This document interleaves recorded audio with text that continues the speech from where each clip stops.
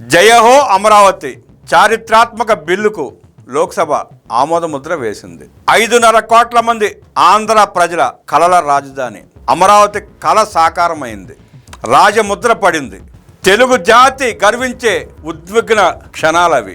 5.5 కోట్ల ఆంధ్రప్రదేశ్ ప్రజల కలల రాజధాని అమరావతి కోసం అమరావతి రైతులు త్యాగం చేసిన ఫలం దక్కిన రోజు. వారి త్యాగం ఫలించింది. జయహో అమరావతి అంటూ 1631 రోజులు వారు చేసిన చారిత్రాత్మక ఉద్యమం విజయ బావుట ఎగరవేసింది. ఆ 1631 రోజుల పాటు Jaganmohan Reddy Dandupalem batch, paid social media Paytm గాళ్ళు, జగన్మోహన్ రెడ్డికి ఆనాడు వంతపాడిన వ్యవస్థలో ఉన్న కొంతమంది అధికారులు ఎన్ని హింసలు పెట్టారో, ఎన్ని రకాలుగా వారిని హింసించారో దేశం అంతా చూసింది. ఎన్ని చిత్రహింసల పాలు చేసిన, 270 మంది ప్రాణ త్యాగాలు చేసిన, పట్టు వదలక నిబ్బరాన్ని కోల్పోక, ఆడపడుచులను బూటుకాలతో తనిన ధైర్యాన్ని విడవక వారు సాగించిన పోరాటం అద్వితీయం. గతమెన్నడూ చూడని ఉద్యమం.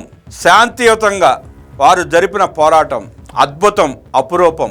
ఆ కష్టానికి తగ్గ ఫలితం పార్లమెంట్లో బిల్లు ఆమోదముద్ర పడిన తర్వాత వారి కళలో రాలిన ఆనంద బాష్పాలే సాక్ష్యం.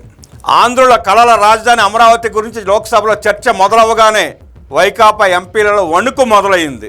అమరావతి అభివృద్ధిపై జరుగుతున్న సానుకూల చర్చను తట్టుకోలేక, అడ్డుకునే ధైర్యం లేక చివరకు తోక ముడిచి సభ నుంచి బయటికి పారిపోయారు.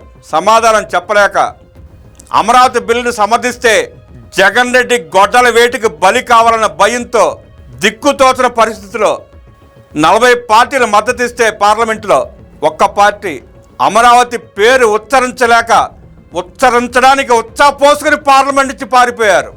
ఇక ఏ దుష్టశక్తి అడ్డుకోవడానికి వీలు లేకుండా ఆంధ్రప్రదేశ్ ప్రజల ఆశలు, ఆకాంక్షలకు పార్లమెంట్ ఆమోదముద్ర వేసింది.